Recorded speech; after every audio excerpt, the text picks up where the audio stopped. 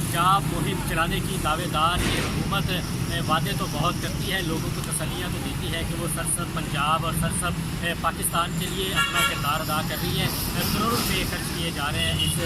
मुहिम के तहत, लेकिन जो बड़ा अलमिया हमें देखने में नजर आया, लाहौर में मेट्रो बस ट्रैक से मुल्हिका जितने भी स्कूल्स हैं उस पर ब्यूटिफिकेशन के लिए प्लास्टिक के पौधे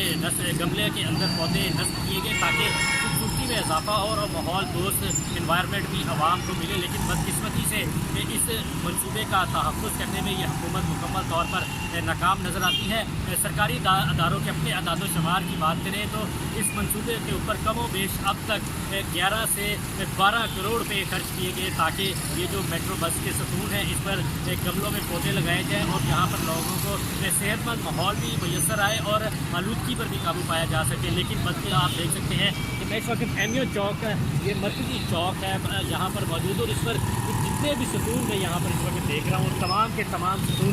बिल्कुल खाली है, ना तो उनके ऊपर वो गमले मौजूद हैं और ना ही उनके अंदर पौधे हैं। और चंद एक पौधे जिन गमलों में मौजूद हैं वो बिल्कुल मुरझा चुके हैं, मर चुके हैं। इनकी देखभाल के लिए कोई भी इक़दाम नहीं किए जा रहे, इंतजाम नहीं किए जा रहे। तो ये हुकूमती कारकर्दगी पर हुकूमती अदारों पर एक सवालिया निशान खड़ा करते हैं कि जो करोड़ों रुपए आवाम की जेब से लगाए गए उसको तहफ़्फ़ुज़ फराहम करने में यह हुकूमत क्यों नाकाम हुई और जो पैसा खर्च किया गया उसका एहतसाब कहाँ पर होगा, कौन इस बात का जवाबदेह होगा कि आवाम का पैसा इस तरह बेदर्दी से ज़ाया कर दिया गया। और अभी भी यकीनी तौर पर इस पौधों की देखभाल, इनकी मरम्मत के ऊपर लाखों करोड़ों रुपये सरकारी ख़जाने से हासिल किए जाते होंगे, लेकिन